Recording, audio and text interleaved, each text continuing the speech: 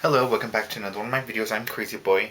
Today's video title is going to be called How to Make Root Work Oils or Root Oils or Hoodoo Oils. Um, of course, the first thing I want to say is a lot of people have been asking me questions about how to make these oils and stuff like that. So I am going to be going through some of the basic type oils that are mainly used in root work. But also too, the example I'm going to be using today is Flying D oil, which is Flying Devil oil. I do know that Charming Pixie Flora made her own version, and it was great. It was wonderful, and I'm just very happy how even though we come from different traditions and different belief systems and stuff like that, the spellcraft kind of stays the same, and people are intrigued by it, and I really love that. And you should always learn from any tradition when it comes to spellcraft. I'm just going to show this as an example because y'all kind of already seen her version. I'm going to show my version, and of course I'm going to make y'all wait for the other versions of Van oil and stuff like that I'm going to be showing for y'all. So the first thing we're going to be talking about, of course, is rootwork oils, and the idea behind rootwork oils is pretty much you're getting a regular oil base and you're putting roots, leaves, herbs, resins into your oil base, and over time the oil extracts the essential oils of the herbs, roots, leaves, and resins that you're actually putting into your oil, and over time the oil becomes more infused with the essential oils that it's extracting from your herbs. So yes, this is a little bit of an investment, and right off the back, the root work oil may not have its good smell yet, but over time I guarantee you'll have a really good smelling oil. I've had a root work oil that's been aging for about 5 years and it smells phenomenal. It's a really good oil. So with that being said, I am going to be talking about, for most bases of using root work oils or making them, you must have a preservative inside the oil. The preservatives that you can use are jojoba oil and also vitamin E oil. So I'm not saying that that's the oil you use as the base, but if you want to stay true to maybe the staple oil that you use, it could be olive oil, canola oil, it could be sunflower oil, any type of oil you're used to, you can use that oil. Just add a couple of drops or maybe 1/4 of whatever formula you're using, add a preservative oil. Okay, so you don't have to completely change it, just because you don't want it to go bad over time. And I kind of had to figure that out because usually it would stay good for about 2 years and then it would go bad. So it's always good just to add just a preservative just in case, so you know that your oil will last as long as you need it. Okay. Now the ingredients that go inside Flying Devil oil can be very complex. I've heard of people adding black pepper seeds, vervet, dragon's blood resin, so it can get very complex, but the one I'm going to show you is a very simple version.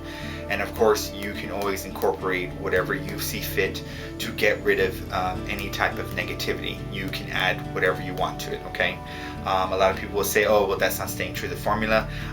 For me, I just don't believe that. I believe that whatever formula you make and that you pass down to someone else, or that maybe someone will get a formula from your BSO, it'll have your own intent in it, especially because of the one ingredient that you add. I also know a friend of mine, she makes her Flying Devil oil, and what she likes to do is, which is also very popular in brujeria and also in root work, is finding the ingredients themselves. She'll actually go to different supermarkets and she'll actually find different types of peppers, and she'll actually gut out the pepper and use its seeds and dry the seeds in the sun, and have the intent of wanting these seeds to get rid of the negativity, and she'll actually put them in her Flying Devil's oil itself. So again, very rich in her own tradition is she doing that, and maybe she can pass that down to someone else or pass it down to me, and it may work for me. So again, always be open-minded when you're doing different formulas and stuff like that. Again, to each their own. Okay. So I'm going to be talking about the ingredients that I use.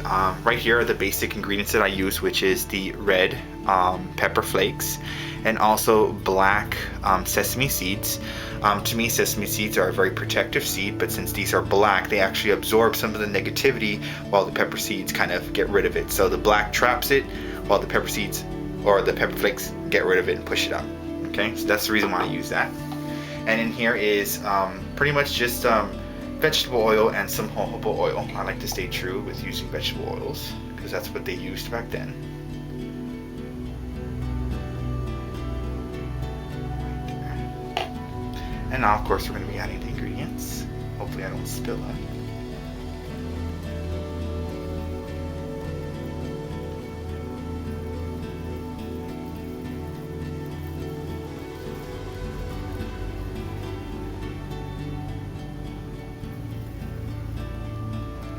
There you go.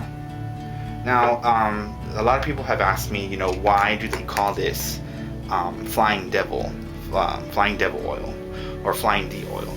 Now, the reason why they call this is because of its name of what it does. It makes the devil fly away. It makes the bad intent fly away.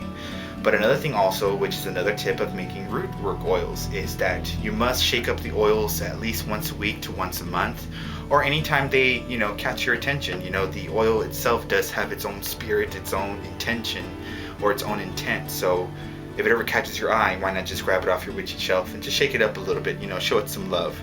But also too, when you know you've made this right, is when you do shake up the bottle, you will see the pepper flakes floating around in there. And as my hoodoo elder used to tell me, that was in Louisiana, and he kind of gave me a whole trip to New Orleans and showed me some real, you know, hoodoo doctors and stuff like that. What they used to say is the reason why the name of this oil got it is because you can see the devil fly. There you go. And as you can see, the pepper flakes are floating around, and that's the devil flying. So thank y'all very much for watching, and blessed be.